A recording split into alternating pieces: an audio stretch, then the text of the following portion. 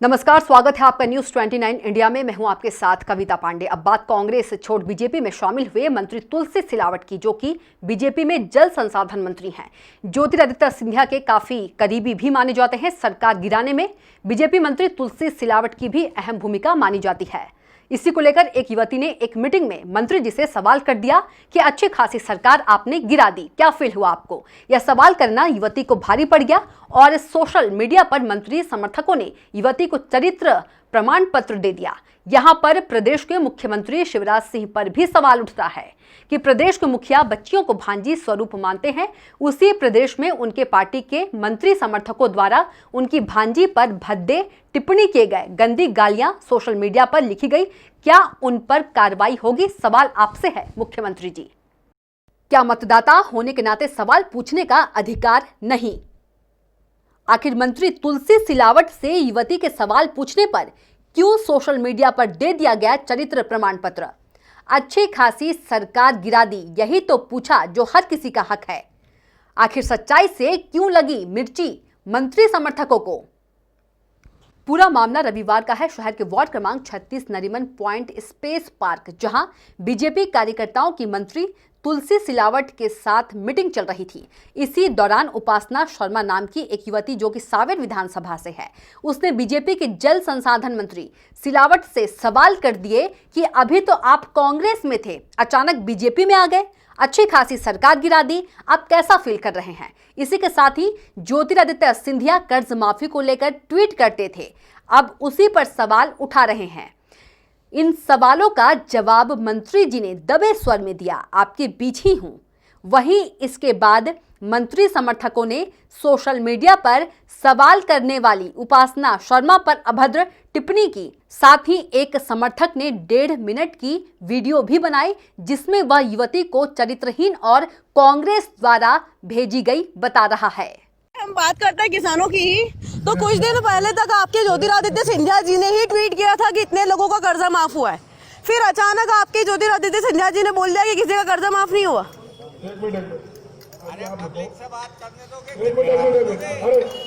मैं भी उनकी एक वोटर हूँ। मैं भाई साहब 2 मिनट का टाइम लूंगा।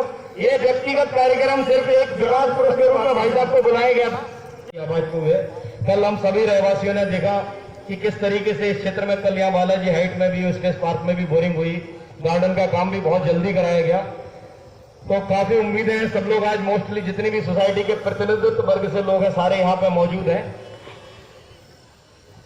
सो I would like to ask you one thing. अभी तक आप कांग्रेस में थे, अचानक बीजेपी में आ गए, कैसा लगा आपको? नहीं, मेरे बीच में तो खैर ठीक है, मतलब अच्छी खासी एक सरकार आपने गिरा दी, क्या फील हुआ आपको?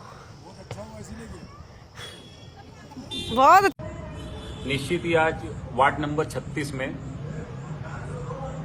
Space park Balaji Nariman origin को विकास को लेके आज वहां मंत्री जी पधारे थे और एक वो पारिवारिक मीटिंग थी। आज सभी लोग वहां गणमान्य नागरिक थे, जिसमें मातृशक्ति भी थी, वहां के पुरुष भी थे, व्यक्ति भाई माताजी सभी लोग थे और एक पारिवारिक मीटिंग का माहौल था।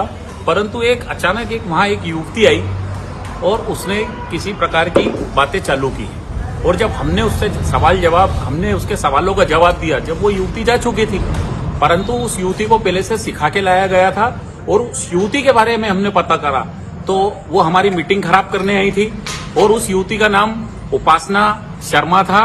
वो एक बार में कई बारों में अटेंडर रही है और मैं उसके फोटो भी दिखा रहा हूं और उसने कई अश्लील उसके फोटो भी हैं, आप उसको फेसबुक पे खुद जाके देख सकते हैं। उपासना शर्मा उसका नाम है और वो उसको कोई सिखा के लाया था और इसी प्रकार। और जब मंत्री जी ने उससे क्वेश्चन करे तो वो वहां से जा चुकी थी। तो मेरा ये निवेदन है कि जो सोशल मीडिया पे चल रहा है कि मंत्री जी से खटपट की, तो वो ऑलरेडी इस युवती का चरित्र सबको मालूम है और मैं आपको फेसबुक पे खुद पे दिखा रहा हूं उस युवती का चरित्र क्या है। वो खुद एक बारहीन युवती है और आप देख सकते हो उसका उपासना जाके फेसबुक पे उसका पूरा दे सकते हैं। उपासना युवाओं को भ्रमित करने का काम। यहाँ पर सवाल यह भी है कि क्या सावेर विधानसभा क्षेत्र की मतदाता होने के नाते अपने ही क्षेत्र के मंत्री से सवाल करने का भी हक नहीं? जो युवती के लिए अभद्र भाषा का इस्तेमाल किया गया, कहने को तो मुख्यमंत्री शिवराज की प्रदेश की लड़कियां भांजियां हैं, क्या मामा भांजी को अपनी ही पार्टी के समर्थकों द्वारा किए गए बदनामी से न्याय दिला पाएंगे? आइए दिखाते हैं आपको सोशल मीडिया पर की गई टिप्पणी के फुटेज और वीडियो। वहीं पीड़िता उपासना शर्मा ने लसूड़िया थाने में शिकायत दर्ज करा दी है। पीड़िता का कहना है कि 1.5 मिनट की वीडियो बनाकर मुझे बदनाम किया गया है। जब तक बदनाम करने वाले 3 मिनट तक माफी नहीं मांग लेते, शिकायत वापस नहीं लूंगी। यहां तक कि पीड़िता ने मानहानि तक की भी बात कही है। वहीं पीड़िता ने यह भी बताया कि थाने में जिस अधिकारी को शिकायत दर्ज करवाई है, उन्होंने पीड़िता से यह पूछा कि आप कौन क्वेश्चन करने वाले। इस पर पीड़िता ने मीडिया से कहा कि मतदाता होने के नाते मेरा यह सवाल था। हमने ये सोच के वोट नहीं दिया कि सरकार 18 महीने की रहे, 5 साल सत्ता में सरकार रहे, ये सोच कर दिया था। हालांकि पीड़िता ने सिलावट और सिंधिया को मामले से अलग रखते हुए कहा उनका कोई सीन नहीं है। कल जैसा कि आप सभी को पता है कि मैंने कुछ वीडियोस डाले थे जो काफ़ी वायरल हुए हैं फेसबुक के मतलब सोशल मीडिया के मीडियम से। उसके बाद मुझ पर कुछ लोगों ने अश्लील आरोप लगाना चालू किए, प्लस अश्लील अभद्र टिप्पणियां करना चालू की, मेरे कैरेक्टर पे बकवास करना चालू की। मतलब इवन ये हालत है कि मुझे वैश्या तक कहा गया। मतलब इतने गंदे गंदे शब्दों का इस्तेमाल किया गया है जो मैं शायद यहाँ नहीं बोल पाऊँ। तो उसके खिलाफ मैं कंप्लेन करने आई थी बेसिकली। और यहाँ पे ये है कि उन्होंने मुझसे एक ही चीज़ पूछी कि आप कौन हो क्वेश्चन पूछने वाले। बस मुझे यहाँ के जो जिन ऑफिसर को मैंने कंप्लेन किया, जिन ऑफिसर को मैंने आवेदन दिया, उन्होंने आवेदन तो लिया, मेरा बयान भी अभी लिया है। उन्होंने मुझे एक ही चीज़ बोली कि आप कौन हो क्वेश्चन पूछने वाले। और मैंने ऐसा कुछ, मेरे पास ना, मैं I am not a journalist, I am not Congress worker, I am not from any party any thing, I am just an activist. और ये सिर्फ इसीलिए है क्योंकि आप खुद समझ सकते हैं कि अभी जो डेमोक्रेसी है उसके लिए हमारे को आवाज़ उठाने का हक है। तो डेमोक्रेसी में मैं बस अपनी आवाज़ उठा रही थी और बस यही किया है मैंने। उसके जगह पर मेरे ऊपर इतने घटिया आरोप लगाए जा रहे हैं, इतने घटिया चीज़ें बोली जा रही है। मुझे बार गर्ल बोला जा रहा है, पता नहीं क्या क्या बोला जा रहा है, जो सब कुछ सोशल मीडिया के माध्यम से ही हो रहा है। आपके जो फोटोज हैं वो निकाले गए हैं और उसको पोस्ट किया गया है, बार अटेंडर तक ये कहा गया है। इसको लेकर शिकायत, और ओवरऑल क्या रहा था घटनाक्रम? कल आपने कहा किससे क्या सवाल? घटनाक्रम ये रहा कि मैंने कल मेरे एरिया में नगर निगम का जो ग्राउंड है उसमें जब आम सभा हो रही थी, मीटिंग हो रही थी, उस टाइम पर मैंने सिर्फ क्वेश्चन पूछा था मंत्री जी से कि आपने सरकारगिरी और ये सब के बारे में क्वेश्चन पूछा मैंने उनसे। तो उनका जो जवाब था वो ठीक ही है।